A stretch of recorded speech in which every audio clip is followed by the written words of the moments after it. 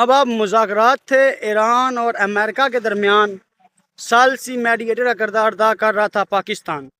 اسلام آباد میں مذاکرات ہوئے، کہتے ہیں کہ 21 یا 20 گھنٹے وہ لمبی چوڑی ڈسکشن جو ہے وہ جاری رہی۔ مذاکرات جو ہیں وہ کامیاب نہیں ہو سکے۔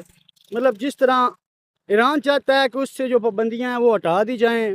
ظاہر سی بات ہے اس کی معیشت جو ہے دن بدن کمزور ہوتی جا رہی ہے، اس کے کچھ اربوں خربوں ڈالر ہیں وہ امریکہ کے پاس ہیں، وہ واپس کر دیے جائیں، ایٹمی طاقت جو ہے اسے حاصل کرنے کے لیے جوہری پروگرام ہے وہ چلانے کی اجازت دی جائے۔ دوسری طرف امریکہ چاہتا ہے کہ رجیم انہوں نے کہا کہ چینج ہوگی ایران میں، وہ کہتے ہیں کہ اپنا ہرمز جو ہے وہ کھلی رہے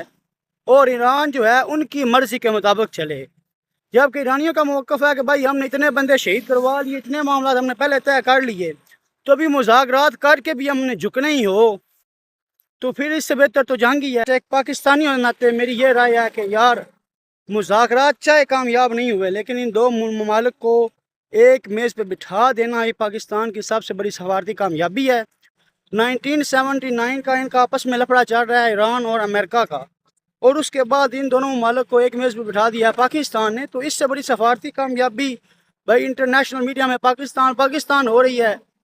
پاکستان نہ تو کھل کے اس طرح ایران کو سپورٹ کر سکتا ہے کہ ہم کہیں کہ وہ جی اسلامی ملک ہے تو پاکستان امریکہ سے ہم نے تعلقات توڑ دے،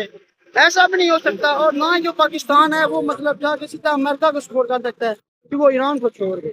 بھائی یہاں پہ جو دنیا اس میں جو اپنے ملکی مفاد ہوتے ہیں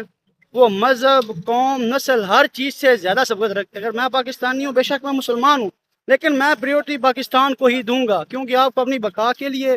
اپنے ملک کے ساتھ جڑ کے رہنا ضروری و لازم ہے۔